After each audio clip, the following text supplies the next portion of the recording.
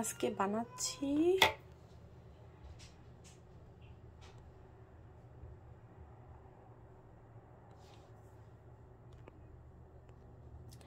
আসসালামু আলাইকুম সবাইকে।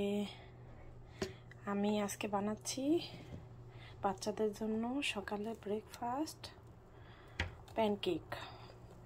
এর মধ্যে আমি দুইটা বানানা দিয়েছি, একটা ডিম, একটা ভ্যানিলা সুগার অ্যান্ড 1, 2, 3 থেকে 4 চামচ সুগার। যেহেতু বাচ্চারা খাবে তো আমি মিষ্টিটা একটু অ্যাভয়েড করি,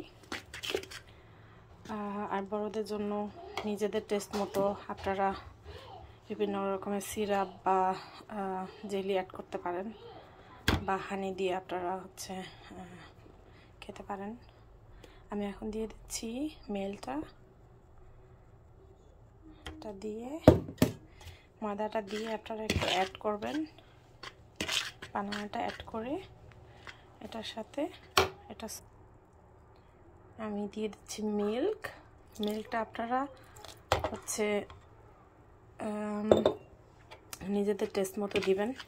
আমি এখানে নিয়েছি ল্যাকটোজেন ফ্রি মিল্ক, যেহেতু ময়দা অনেক সময় আমাদের বিভিন্ন রকমের প্রবলেম হতে পারে, বাচ্চাদের বা বড়োদেরও অনেক সময় এটা সবার শ্যুট করে না খাওয়ার পরে। তো আমরা ম্যাক্সিমাম সময় প্রেফার করি ল্যাকটোজেন ফ্রি মিল্ক। তো আপনাদের কাছে যেটা আছে আপনারা ওটা দিয়ে করতে পারেন। আমার হাতের কাছে যেটা ছিল আমি নিয়েছি। এভাবে ভালো করে মিশ্রণটা করে নিতে হবে। করে আমি বেশি করিনি, যেহেতু আমার বাচ্চারা অনেক ছোট, আমি আমার পরিমাণ মতো করেছি। আপনারা একটু ইনগ্রিডিয়েন্টসগুলো নিজের আন্দাজ মতো করে নিন। তো আমি আমার বড় বাচ্চা যখন বাসা থাকে, কিন্ডারগার্টেনে না যায়, তখন ওকে আমি এরকমভাবে করে দিই। এটা খুব হেলদি একটা ব্রেকফাস্ট বাচ্চাদের জন্য, আর খাওয়ার পরে থাকে অনেকক্ষণ পেটে। তো এই তো আমার মিক্সন রেডি। আমি এখন ফ্রাই প্যানে দিব।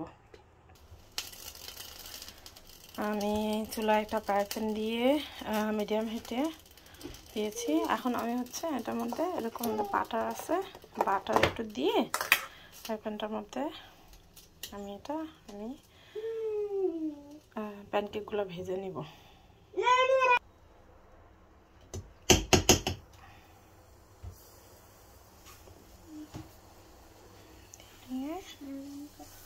এরকম একটা ব্রাশ দিয়ে আমি এরকম করে ফ্রাই প্যানটা একটু অয়েলি করে নিব। আপনারা অয়েলও ব্যবহার করতে পারেন, বা হাতে বানানো ঘি। আমার কাছে ছিল এটা একটু লো ফ্যাট, তো আমি এটাই দিয়েছি। অলিভ অয়েলও আপনারা ইউজ করতে পারেন। তো এটা করে ফেললাম।